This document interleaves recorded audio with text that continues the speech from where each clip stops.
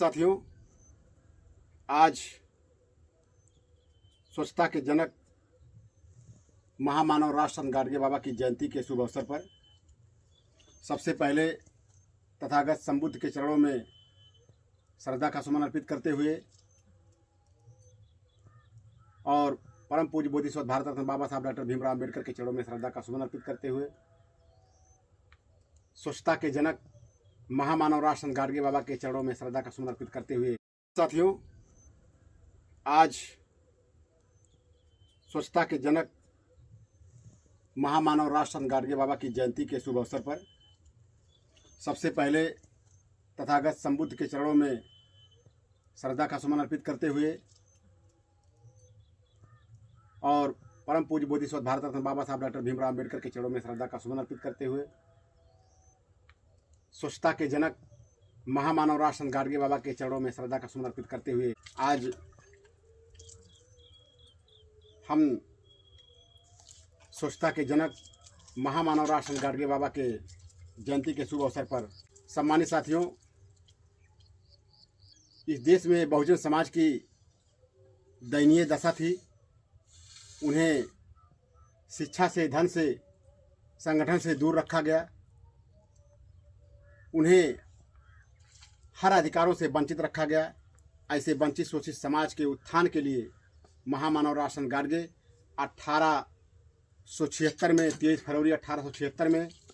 अमरावती जिला महाराष्ट्र में इनका जन्म होता है। इन्होंने तमाम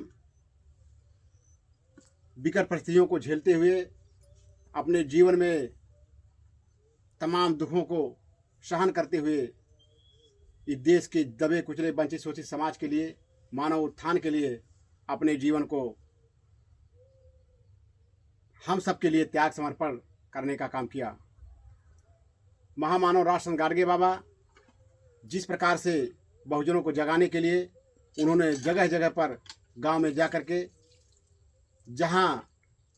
दबे कुचले वंचित शोषित समाज के लोग जीवन यापन करते थे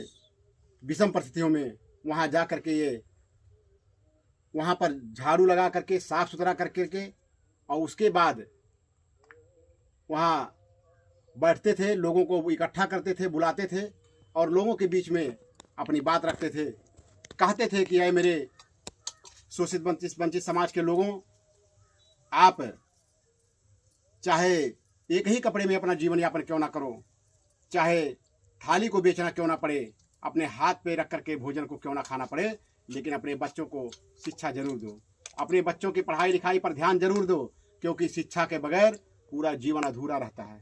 मेरे सम्मानित साथियों, शिक्षा वो शेरनी का दूध है जो पिएगा वही दहाड़ेगा, ऐसा हमारे बोधिसत्व भारत रत्न बाबा साहब डॉक्टर भीमराव अम्बेडकर ने कहा था। महामानव राष्ट्रसंत गाडगे बाबा ने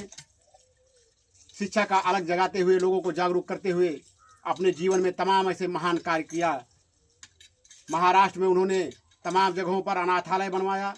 तमाम जगहों पर पानी की व्यवस्था कराया, जलाशय की व्यवस्था कराया और जे अस्पताल जैसे महा अस्पताल बना करके उन्होंने मानव जीवन के उत्थान के लिए, उनके सेवा के लिए अपना जीवन समर्पण किया। मेरे सम्मानित साथियों, आज 23 फरवरी राष्ट्रसंत गाडगे बाबा की जयंती हम सब लोग मना रहे हैं। ऐसे में हम सबको इनके बताए हुए मार्ग पर चलने की ज़रूरत है,